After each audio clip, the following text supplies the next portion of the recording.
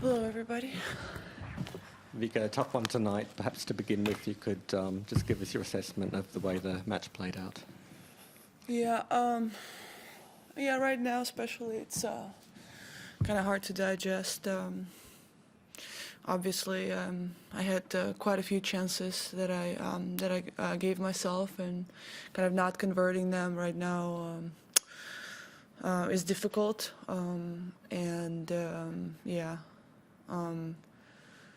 Cannot really say I'm really proud of how I played. Not proud, but like very happy that I played great tennis today. I feel like I didn't really do that.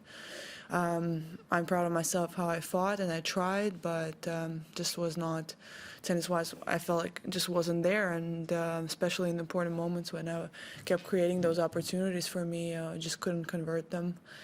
And not a great feeling right now to digest, but give me a couple hours and I can have probably a better outlook on this month in Australia, and look forward to the end of, throughout the year what I can do. Thank you. Okay, go to questions. Go ahead. Can I just clarify, you came on wearing a PSG top. Did the referee or the umpire say take that off for various reasons? What happened as you walked on? Which one? which time? This They time told me to take it off twice because I had a different shirt. And yeah, I think it's the issue with the sponsorships. I guess the logos are too big. So I mean, it's not something they've done that is out of ordinary. I know that I'm not allowed to play in that, so I knew those type of things, but I can still step on the court and what I want to step on the court, and I do it for my own reasons. My son wore the white jersey today to his practice, and I tried to wear white jersey to my match, but couldn't, so it's okay. Courtney. Just on that first set in particular, you got the early break there, and seemed like you had got a good read on her serve, returning well, things like that. Where did you think, did she make adjustments? Did your level dip? What did you think was the difference in terms of how that set eventually played out? Actually, I felt like returning-wise, I was pretty comfortable. Of course, she serves big. She made aces. It's always going to happen. But overall, I felt like I was handling her serve actually pretty well. Couple shots after that, it was kind of I wasn't adjusting well.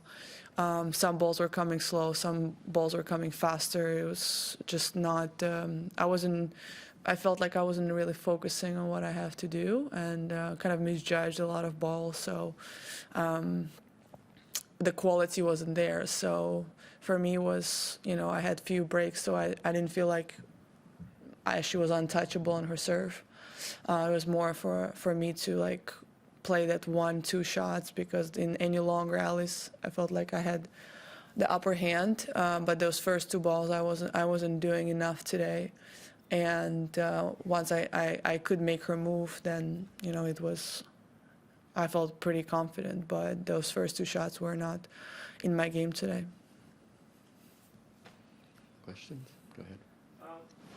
There's been a lot of scrutiny about a lot of the Russian and Belarusian players here, and I'm sure even if you weren't looking at social, you would have seen there was an incident with Novak's dad last night. For someone, is it difficult for you when you go out there to put all those things out of your mind as well? And do you think there are other players who get impacted by it?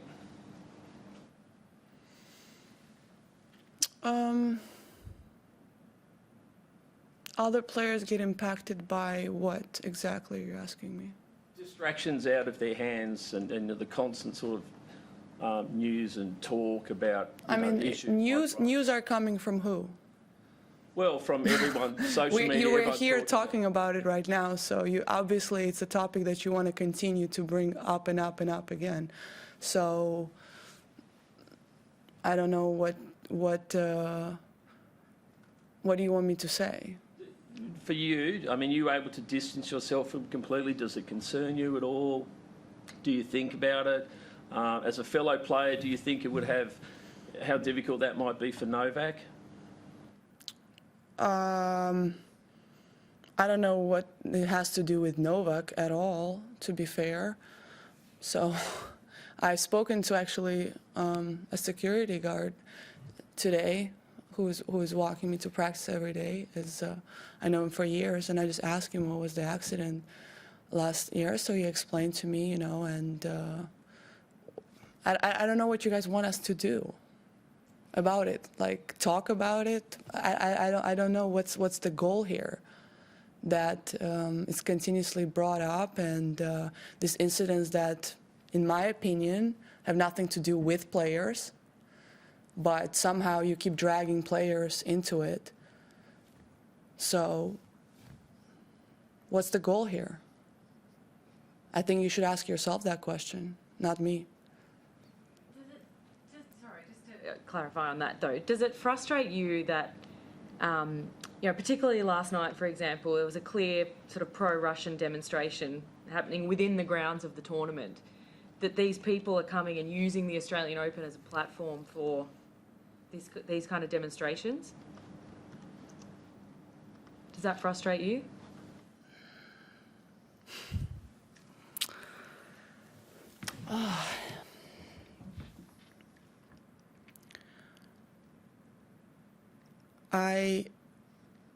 Whatever the answer I'm going to give it to you right now, it's going to be turned whichever way you want to turn it to.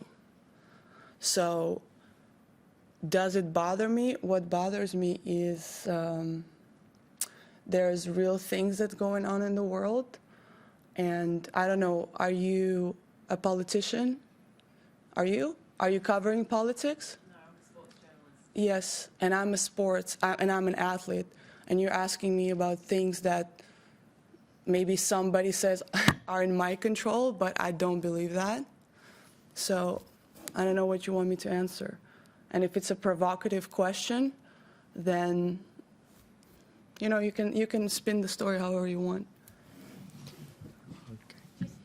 Just final one on this one. Not on this topic. Just completely. Thanks. Differently. When you were saying earlier about the shift in, it's as you said, it's sort of difficult to see the light at the moment.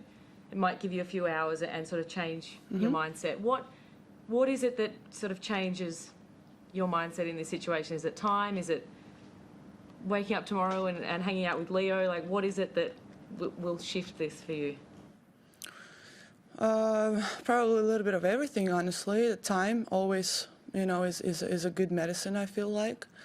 And I don't really dwell too long on things. And I feel like I'm in the state of mind where I can be a little bit more objective. And I think what helps me now is not to take it, I did something bad or I'm this or that. I don't take it as a personal. It's just a day, that my game didn't win. And I think that helps me, my mindset to not dwell on things like that too much. And on the other hand is, it also motivates you to, okay, I want to go step further and do better, and then take the lens, zoom out, and see what I can do maybe better next time. So I think it's a combination of kind of few things.